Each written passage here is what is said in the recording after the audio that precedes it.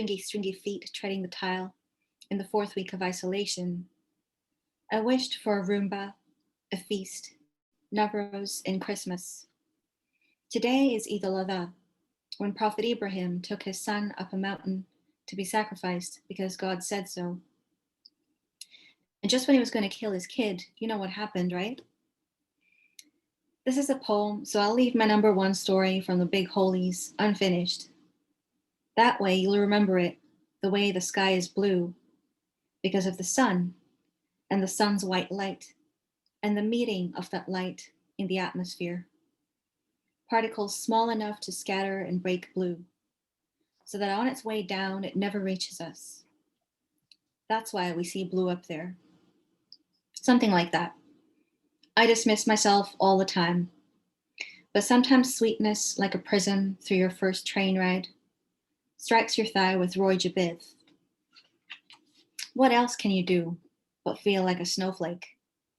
And how else can you live except by wishing to live? That feels like a new thought. Finally, you're learning to listen to your body, dreaming of the empty third of the almost full moon. On the night I lost my phone at Third Beach in the middle of the pandemic, everyone in their bubble of bubbles was not happy in the way of emojis. They were happy in the way of, I don't know what, to me and my lost phone, my lost debit card, my lost bag of weed. Though the sun had slipped behind the mountain, people kept emerging from the sea like leeches. And in the armor of my borrowed smile and the irrelevance of my life, I saw us for what we were, pleasured and whole and good. Thank you. Hi, that was great. I love your pacing. Thank you, Claire. I have a habit of getting hepped up when I'm reading my poetry, and I just, especially when there's a lack of feedback, it's really challenging. Yeah, it is. But you did a great job. Thank you. Second up tonight is Rahat Kurd. Rahat lives in Vancouver as well. Her new nonfiction title, The City That Is Leaving Forever, Kashmiri Letters, a correspondence on poetry, politics, and poetics with Kashmiri poet Sumaya Saeed, is forthcoming this fall with Talon Books. Cosmophilia, her first collection of poems, was published by Talon Books in 2015, and her poem, Alcohol, was selected as a finalist in the 2019 Malahat Review Long Poem Prize. Welcome, Rahat.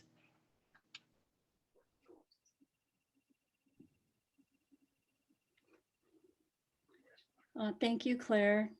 Thank you, Emily. Thank you so much, Shazia, for that wonderful introduction. I had a chance to spend a full-length reading of Shazia's first collection, Port of Being, over the last few days, and I just want to thank you, Shazia, for the conceptually demanding way in which you approached this incredible subject of surveillance and the way it disrupts our lives. You brought a poetic lens to a topic that, I've had to deal with in only the most, really, some of the most angry and reactive sorts of ways. And you also, as with many other poets in the city, and as Meredith does continually with her work in the rhizomatic community, your work opened up a way for me to think about my location here. In my work, particularly in Cosmophilia, my location in Vancouver, very much as a settler, is often a struggle with the wish to be elsewhere.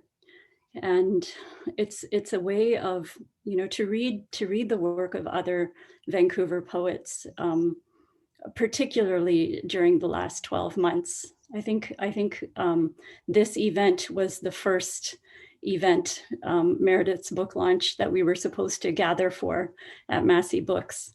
I think that was the first event that to be canceled out of consideration for everyone's safety. And so reading Vancouver poets over the past year has been a really grounding experience for me. And gosh, it's emotional thinking of the fact that it has been a year. It's been a grounding experience for me, but it's also been opening up. It's also been being reminded of the fact that this is a port city that does look out on the world in so many ways. So thank you for that. And thank you, Meredith, for inviting me to be part of this celebration of your work. I've really enjoyed the times that I've got to spend listening to you read from Lullabies, and also just dipping into it myself.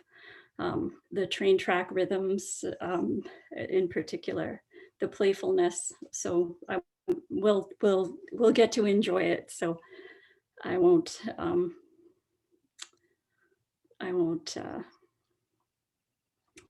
give away too much. So I'm going to read just a brief fragment from a poem that I'm still a bit unsettled with.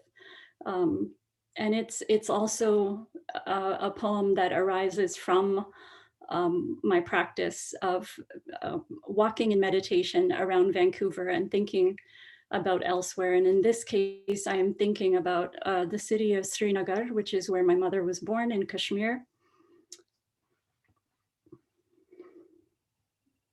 If only there could have been a conversation tonight, a weaving of memory, a warm hand on the shoulder, blood pulsing inside skin. To carry your young summers forward into your untold winters, not this cascade of stalled, squandered years. The truth has become distinct from lies, exactly the way it says in Surat al-Baqarah. This was always the wrong city, the wrong year. The cold ache beneath the ribs always marked the site of a strangeness that shouldn't have hardened into the shape of your life. A strangeness you might have fled. Could your footsteps never ring through streets where their approach was eagerly awaited? Where is that city, the living lines of whose dead poets you might have carried forward from their late winters into your untold summers? Curfew pays out in slow hours, counted by restless children, the erosions and erasures of Srinagar. A woman at Yaletown Roundhouse Station shakes rainwater off an iridescent umbrella. I chafe against Vancouver's brief prettiness in sun showers. What has this city done to the shape of my Fridays? Meaning detaches itself from calls to prayer, and minarets appreciate by the square foot, way out of my price range.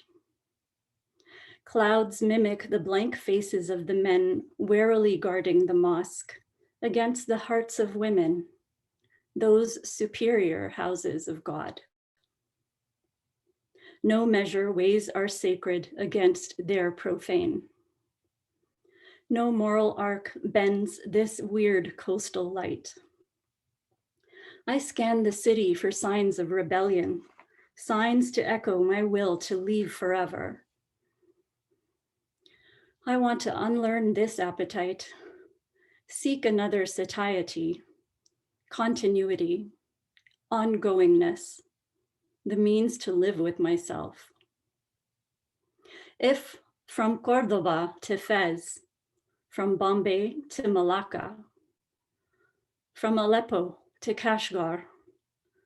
A woman walking alone cannot retrace the corridors of her ancient multiplicities and conversational harmonies. If we subsist on crumbs of memory in the silence following their destruction, could our acts of inscription be our true acts of rebellion, right upon the surface of our exclusion, until we carve a doorway into belonging? I'll leave it there. Thank you so much. I love the image of the carved doorway. And you immediately brought me back to when I lived in my hometown for 26 years, and then I moved to New Brunswick. And I wrote, the way I got to know the town was to write a thesis on walking, because it is an internal and external, it's meditative and physical at the same time. Yeah, no, I'm there. It's a beautiful poem. Thank you. And now for Meredith. Meredith Quartermaines' Vancouver Walking won a BC Book Award for Poetry. Her work can be found in Best Canadian Poetry 2018 and 2000, other literary magazines. Her second book, Night Marker, was a finalist for the Vancouver Book Award, and Recipes from Red Planet was a finalist for the BC Book Award in Fiction. From 2014 to 2016, she was poetry mentor at the SFU Writers Studio program. And in 2012, she was Vancouver Public Library Writer in Residence. She lives in Vancouver. I feel like I should have played a game with M&Ms where every time I say Vancouver, I get to eat an M&M. That's great. Thank you, Claire. Is my sound coming over all right? Okay, good. I still haven't got one of those fancy microphones yet that you wear, but anyway, I too have to do some thank yous. First of all to Emily and Massey Books for hosting this event. And Emily, what an incredible statement about giving thanks to the land on which I am lucky to live and write occasionally. Very good to know actually that there is an app that you can get to that I'm going to look into. Also want to thank Doug Barber, my editor, who has consistently encouraged me, and I couldn't have done any of this without him. Not to mention, of course, my husband Peter, and but we won't go into that. Anyway, he's sitting here right behind me. You can probably just see his head in the corner. And New West, what a fabulous team with Claire and Matt. Thank you for all of that. And Shazia and Rahat. Shazia, God, that pandemic poem. I've been totally afraid to write about it, but you've got it. You really, yeah, that's good. And never apologize for any heavy thoughts or whatever. As far as I'm concerned, you have to do what you do. And Rahat, oh my God, was such a moving piece. I just always love the way you refract everything from so many different angles and you weave it all in, and it's just amazing to me, so amazing. So anyway, I promised to read a few things from this book, Lullabies in the Real World. Of course, I hadn't looked at it for almost a year, and I was thinking, how can I connect this? I'm going to change my view here to gallery view. Okay, so I was thinking, how can I connect all this to where we are today? And it came to me, you know, who doesn't like to just sit in a train and gaze out the window at the passing buildings and people and the forests and the lakes and the other train cars with their graffiti all over them and whatever, and you just, you know, you drift, you think, you write a little thing in your notebook. Who doesn't like that? And then I thought, but what was I writing on? I was writing on the biggest symbol of colonial occupation, brutal colonial occupation and destruction that we have, that runs right across the country. So I would say that this book is a struggle to put those two things together. And it invokes a few characters that you may have heard of, you know, such as bpNichol, who was renowned for turning all of the words that started ST into saint. So street became Saint Reet and steel became Saint Eel. So BP comes up through my whole poem. And in part too, that is because he himself took the same journey on the train that I did. And even the title, of course, comes from BP's train journey, heading the same way as I was, you know, back towards Toronto. Yeah, and then another character that comes up is Odysseus. So I'm done with male-dominated epic poems, and now we're going to have Odysseus instead, and you know, so we go. So here's the first poem, taking off from Vancouver. Unreal to real, to the back of, wrong from the start, unknow this, depart.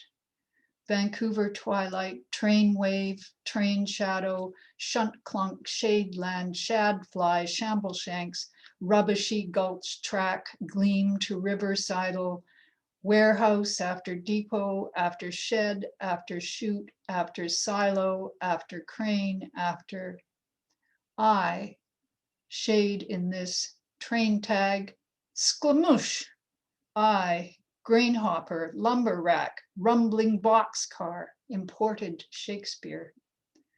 Karoom, gotcha poet, point in a grid, bit in a bite, boo in a boonie. Buy low, sky blue, who's it? Not you. Lift the latch, cross patch of proof rocks, Xanadu, Xanada, Canadu. Wheel your red barrow in Blake's Cathedral, bpNichol, St. Rains, St. Ruggles, Bible omen, schoolery brewing, howitzer idiots, normal ruling, rockabye, lost tonight, rockabye, wheelie, clackety skulls, rattle our masks when the train hops.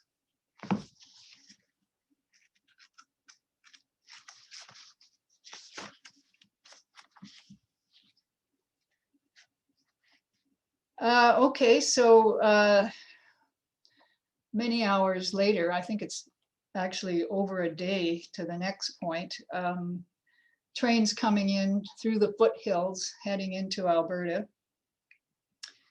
And we get this poem, Letter to BP, Crossing the Rockies. Notation, in the landscape of a nation, you wrote, O horseman. Baggage cars rolling along St. Eel. Odysseus sets her compass to rattle the main trains, and dead reckon. Moose Lake, she notes pickup truck, motorboat, black and white signs bearing names. Bear, Ocote Gauche, bare crumbling marker, Okote gauche, bare heaving sea bottoms, weathered lairs. Who will hear us? CN English, CN Devona, CN Dalehurst, threading wires to this, to that, Swan Landing. Les Montagnes, les Urs, forbearance in England's masquerade of names, for Cree land with young trees, land jutting in water, land of mortal men, land of ponds, land she lives on, land open. Welcome to Alberta, factoid bartender booms. Queen Victoria's daughter has 35 species of fish, 1,500 species of plants. Hinton Chrysler, Hinton Motel, Stetson Hinton, Hinton Arby's, Hinton Rexall, Hinton Timberland, liquor store, Remax. Flat hills, flatter, flatten, flattening. Who, dollars to docents to frankincense, accents to nuisance, descents to reticence.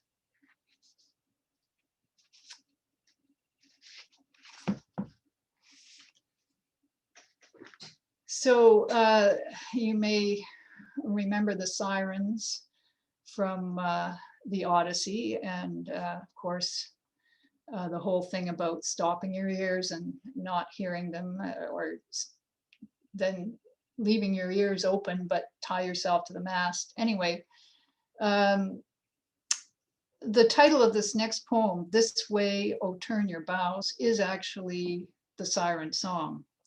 And so the Siren Song for me, a lot of the Siren Songs running through the whole piece are poets' voices, especially from English literature, which, you know, is one of the colonizing forces that we've all contended with. The stuff that we were told was literature, which came from somewhere else, and it haunted me all the way through this, because, you know, it became those little rhymes that I always heard in my ears, the earworms.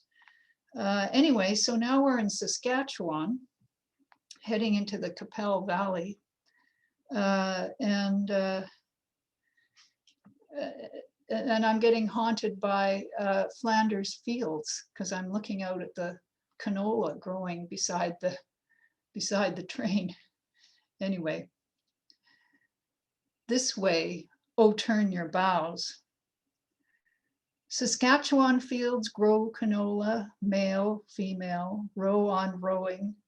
Poppies knock my head. The leaf cutter bees post love.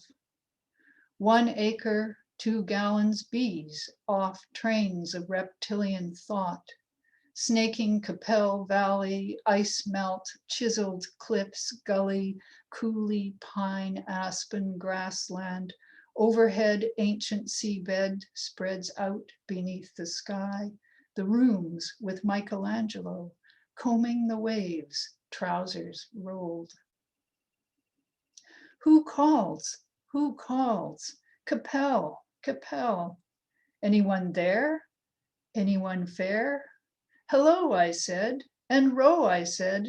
No, this way, oh, kiss way.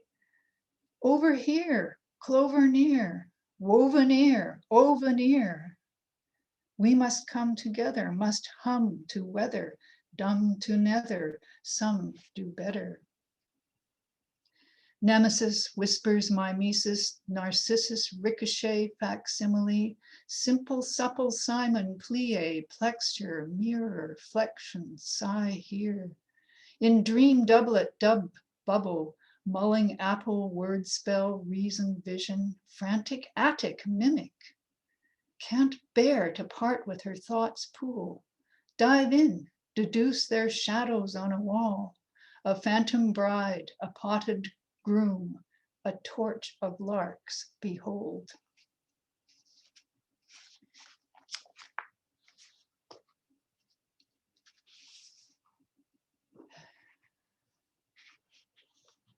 So by now I'm heading into northern Ontario, And you know, we heard on the public address system that a passenger had gone missing on this trip, and you know, everybody was told to watch for this person, an older person who apparently has suffered from some cognitive problems, and anyway, they had disappeared. So we hear about that. Road sign, CN Exton. Road command, fish these lakes to untimes forever. Brace Lake, Era Lake, Meta Lake, metabolic, metalithic, met a woman with 7 mates as I was going to St. H. Each mate had 7 cranes, each crane had 7 main trains, each main train had 7 barricades. What was she building in St. H? Lakes of inside out land, Nakima LCBO flies past, making dollars and cents, making dollovers centipede, dollops of sensible dealers and sellable. Lost 77-year-old man opened door to the unworld, unlocked, unbolted Canada. Between Copeland's Landing and Red Lake Road, headed off train in the wee hours to inside out, off to unviable. Caregiver waits now, hopes now, and Sue look out, while we wind through long shadows of wind-blown, spindly Northern Ontario pine. One usless us under blue.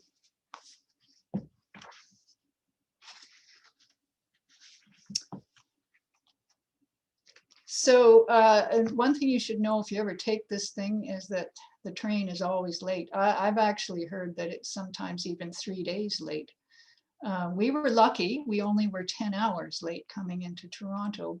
And while we were coming in, they held us up on a siding and kind of poked along for a heck of a long time. And anyway, when I came to be working with this material, I thought, you know, I'm going to write a poem about boredom. So I don't know whether I succeeded in doing that without boring. You see, I have to do that without boring you. But anyway, here's what I tried. Arriving Toronto 10 hours late. Dawdle along track. Le train est en train d'être en retard. De plus en plus en retard et de plus en plus. Threadbare Tranassery in 23 acts, 79 hesitations, 52 rockabys, 1,760 yards, 5,280 feet, 1,493,000 rivets. Twiddle track-sided, thumbs unriveted, window to cinder block chain link, snack wrapper, juice box, chuck tires, cigarette butts, life units, eternal internment in beige walls, brown carpets, vinyl chairs, awaiting engineer crew change on nation bubble. Life units unfastened in the not there, the not lure, the not wish, humdrumming notness of being not thralled, being not there, undisriveted, the make-believe time tracks, forever forward, backward, railing. Where have you been, lost humans, dragging longer and longer trains of dream rack, under loam, undergoing, under ache to arrive? On what line, what someday sense making, till all the tracks have rusted?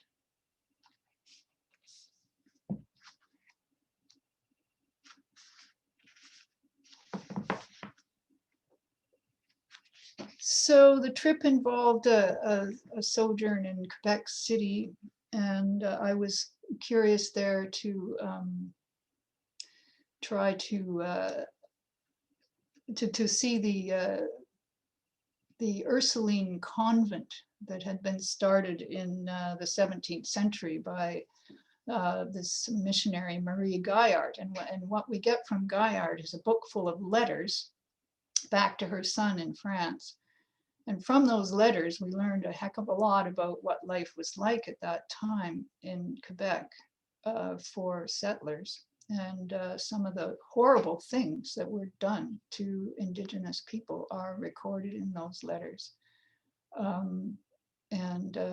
You know, so they are a valuable source of history, but they're a pretty chilling read too, in terms of what the colonizers expected and thought they were doing.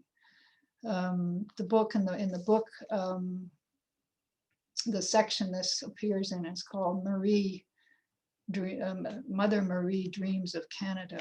Mère Marie Dreams of Canada. Anyway, so I'll just give you one poem from that section, and it's largely made of phrases taken out of her letters. Frère Jacques, the merchants gaining money, reverend fathers gaining souls, that the fathers judge suitable till the fathers take her away. Fathers possessed, especially reverend fathers, the fathers recite their offices, their reverent saintly blindness. Are they sleeping in the confessional? Are they sleeping when they forget? Thursday after Pentecost, Monseigneur sent the fathers and les messieurs ecclesiastic. Are they sleeping? Is it elastic? Are they sleeping when they forget? Fathers in recto tono chant such loving crosses, the earth holds exhausted, earth holds in the snow. Are they sleeping? Are they ringing? Our martyr, our very own sacrifice to Divi. Te Deum, oh, how they ring, oh, what ringing.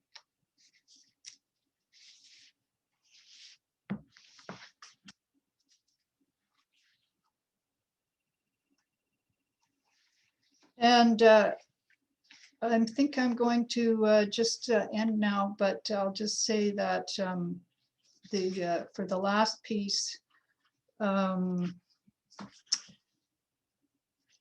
that I'll read you the one right at the end of the book. The last section of the book is entitled Back Yet Forward. And what I was thinking about there was just the way in which the journey itself was going into the line of daylight that was traveling from east to west. So it's going back into that line. It's going backwards towards the sun and towards the dawn, but it's also going backwards in time. As you go through the book, you go further and further back into time.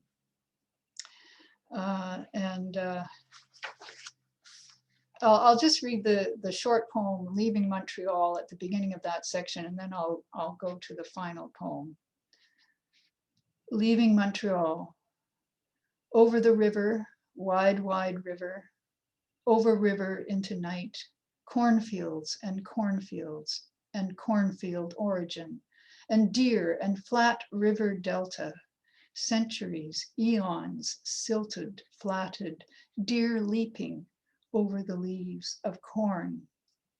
Go east, poet, east to frankincense, myrrh, sphinx, east to Ostar's brimburst, her beams upleap. Turn back runner, back shadow, unpioneer, uninvent, undiscover. Back yet forward with earth into the sun, to backbode, backtell, unmap, unseers, rub out their erasures.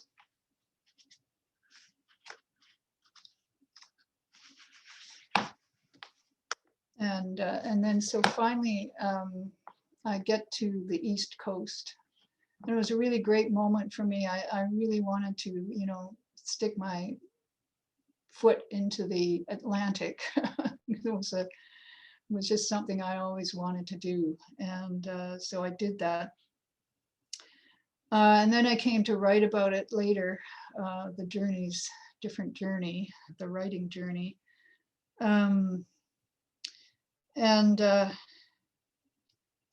We were, you know, we were on Cape Breton Island, and there's this thing called Cabot's Trail that runs around Cape Breton Island. And so, of course, I was thinking about that. And Cabot, John Cabot, being one of the first colonizer explorers to hit that area. So in this poem, you know, this is me imagining standing on the trail that he has left behind, and with notes at the end of it to the famously extinct dodo. Standing on Cabot's trail. I wish I'd come here before Cabot, before Leif Erikson and Eric the Red, before Vasco da Gama, before Beowulf, before Christ and Gilgamesh, Adam and Eve, Helen of Troy, before survival of the fittest, ice age dinosaurs, before mouse-sized horses, elephant-sized rabbits, before trees, lichen, fungus, bacteria, Big Bang lungs and livers, 3 meal atomic fiber orbits, before 7-day weeks, lot value GNP, bargain basement, Eiffel Tower, before 60-second minutes, 4-minute smiles, prime +1 super save, before names will ever undo what you fool in heaven. I wish I'd come here before, even before. I wish this poem could gather every forgotten, forsaken being and return them to where they are loved, where they glint and glimmer in the life cloth, quark woven matter of the real, which invites the question, which beings deserve disremembering? Or was it evil spoke through them, not they who were evil? Then what is evil? How do people desire it? How awaken? I wish this wish were not clumsy, vain, lurched blindnesses called words. I wish it were music by Coltrane or Shostakovich. I wish it could counterpoint all at once every language of every plant, animal, bacteria, mineral, and molecule, and somehow pour out like a Milky Way from this upside down canoe of a beak, these diamond eyes rolling in my head, this tumbleweed tail, these useless wing stubs. You would hear it. You would put down your guns. Thank you. It always makes me happy to hear poetry and to hear it read well, which we've gotten to do 3 times tonight. It's not every day I wake up, do some work, sit down and just hear writing that is invigorating and challenging and thoughtful. So thank you, Meredith, and the other readers as well. We're gonna have a Q&A.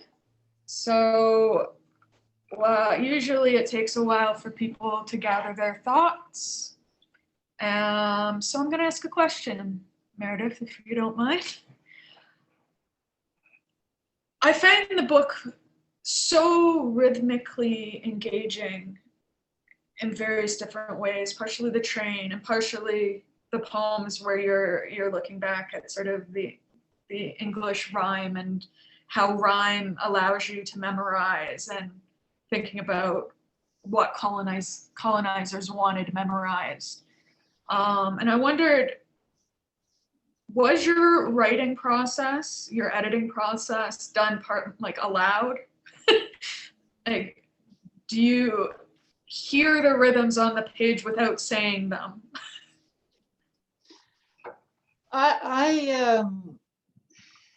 Well, first of all, my editing process is arduous. I mean, this manuscript went through 6 different full iterations. And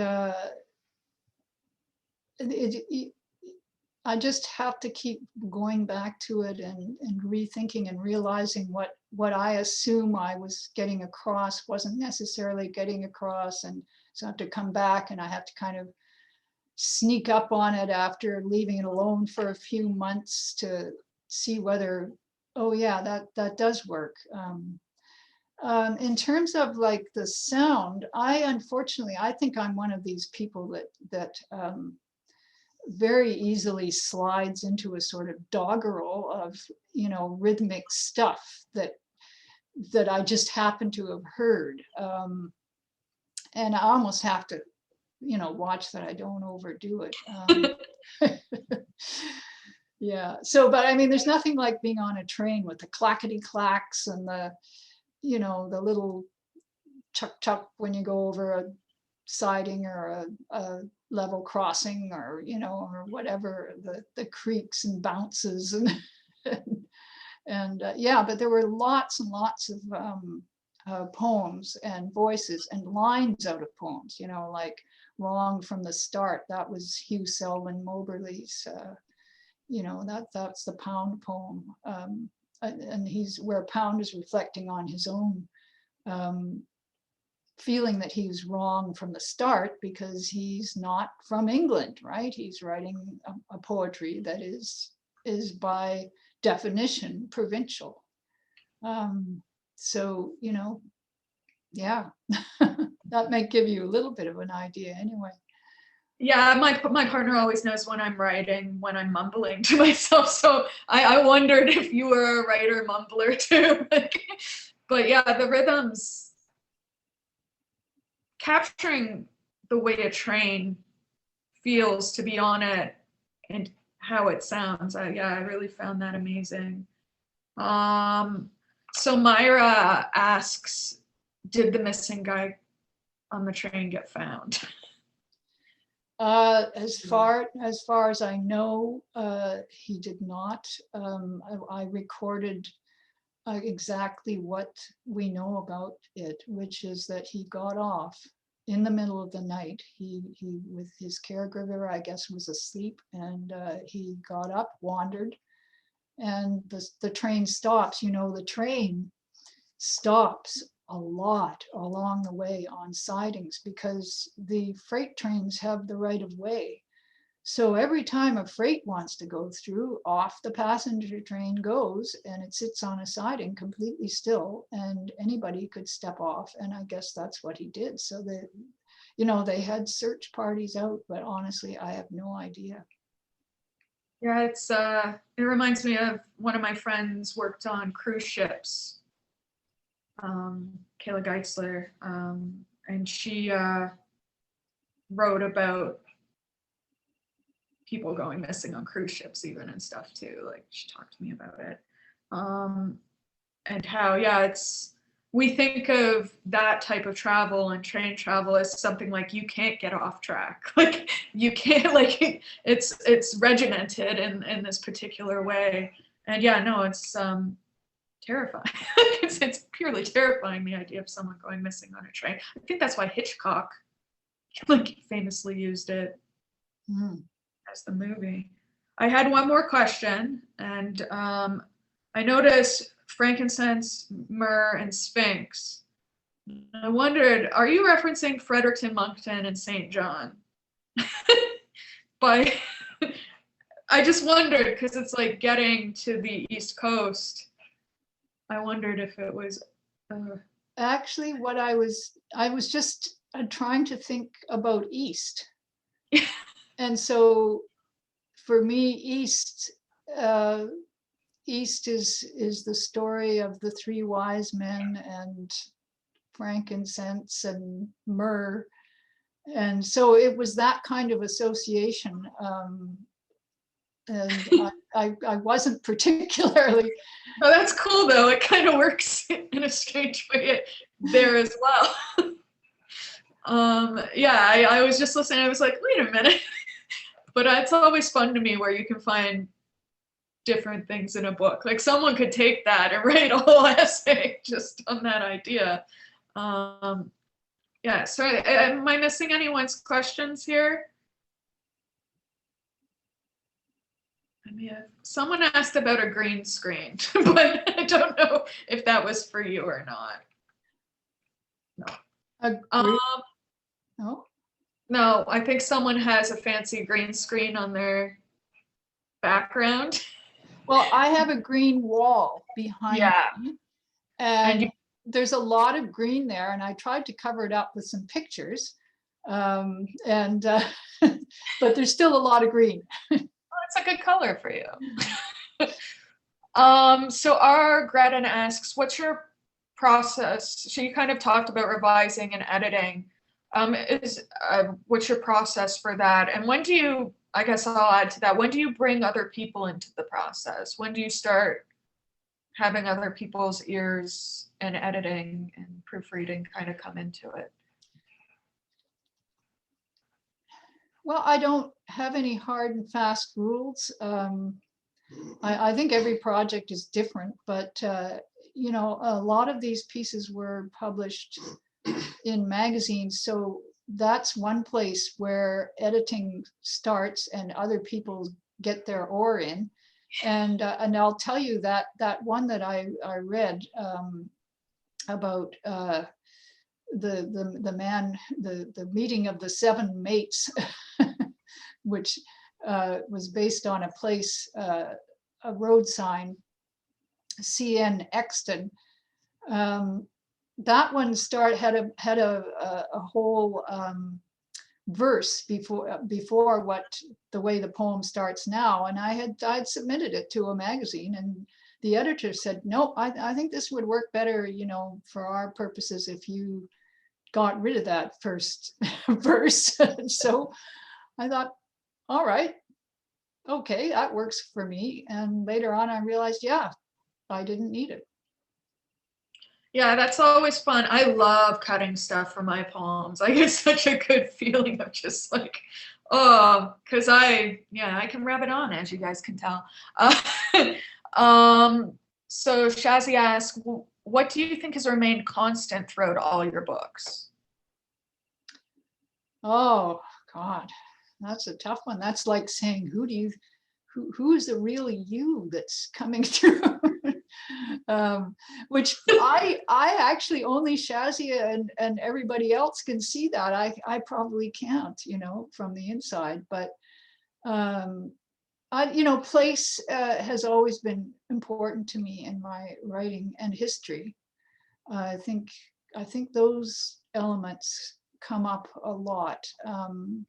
But play with language, you know, I started writing in the 80s when the language poets were in full swing, and they were a big influence for me. You know, the ability to have fun with words and twist them around has always been a great source of delight. So I would look at those things as main threads. I wonder if modes of transportation too, like Vancouver walking. So like there is the need to get the rhythm in, and I find for me walking is a good way to do that. But like a way to get the rhythm in my body, which helps me get the rhythm into the lines. Yeah. Yeah, and of course, Vancouver walking, 1/3 of it is a train journey. So maybe train. Colin Brown always said I had cheated, you know, because I had included this train journey in the book called Vancouver Walking, and that wasn't fair. And you know, I had to feel, you know, as I did this book, I thought, God, I'm going back and I'm doing another train journey. What's happening to me? I have 4 bus poems in my walking book. No one's yelled at me yet. One last question. So Wade Compton asks, is writing about a mode of travel that is on tracks different from writing about modes of travel that are open, like sail or the car? If you're off-roading, I guess. Well, Interestingly, I have actually written about sailing in You Girl, my novel. The tracks, the idea of tracks, though, also sort of fascinates me because those earworms from other poets, they're kind of like tracks that my mind runs down, and they pull me in all sorts of different directions. But you know, there has to be a difference between being on a thing that's glued to some rails as opposed to water, which when I wrote about that, it was like, wow, there's nothing holding you down. You can move in any direction. So I'd have to say yes. Yeah, no, it makes complete, like I'm not a boat person. I do have, my partner has no ocean luck or no water luck. He gets sick as soon as he looks at anything. I'm not as bad at that. But just the concept of swells, like, and there's currents and waves and trade winds and like, and wind, like there's just a lot of elements coming at you with sailing that, yeah, it would have to be different. Sorry, I'm going off on my own little tangent here. Oh, there's one more question from Larissa Lai. Can you talk about the work of reversal in the book, undoing, removing, etc.? Yeah, you know, as a person who's descended from colonizers, you know, a lot of the book is really grieving that connection and longing for some way of undoing the harm that has been done. So I think that's the impetus behind that sentiment in the book, and it's a definite thread that runs through. I was thinking about how things we can think of as neutral, like I come to them as neutral at first, there's all this sort of weight of history on them. Like I was thinking of hedges, and like you think of a hedge, but then you think, oh, the Scottish, like they put hedges up and then they kicked the Scottish off the land and then they immigrated to Canada, and then, you know, like there's this, and how like, sorry, it's hard to think of, but like how you can't at once reverse that. You can't have a neutral object, right? Like, yeah, no, it's an interesting, yeah, so sorry, I'm losing my thread here because I have so many complex thoughts running into a jam in the door. So I think we're gonna end it tonight. I just have some small closing remarks. Thank you all for coming. Remember, if you can, please continue to support small publishers and bookstores of any size. We wouldn't be here without you all. And I'm a poet myself, and thank you for supporting poets and poetry, everyone. We do have more events coming up in the next little while. We have a mystery thriller quadruple header on April 14th, a triple header on April 19th with 2 novelists and a short story writer, and another triple header, including the launch of 2 new novels on May 5th. And those are, there's some good Vancouver connection in those as well. And we have a poetry launch / birthday celebration for the next poet in the Crow's Head poetry series, Nisha Patel, whose collection Coconut, you'll want to read it too. This is a good audience, you'll want to read it. Please keep an eye out on our social media. I'm going to hit enter and our links will pop up in the chat box. Yeah, have a great night, everyone. Thank you to the readers. Thank you to Massey Books. And someday we'll do this all in person. That'll be fabulous. Thank you so much, Emily and Claire, Shazia, Rahat. Yeah. Bye, Meredith. Thanks everyone for being here. Thank you all so much. Really quite a joy and quite an honor. Thank you so much. I look forward to meeting you all again, both through your work and words, and hopefully again in person too. I'll end the meeting now just to give you all a warning. So Yeah, thank you okay. so much, and It's the hardest part, saying goodbye. it truly is. It's a see you later. In Cree, we don't say goodbye. We can only say see you later. So I like to imagine it that way. See you later. Bye.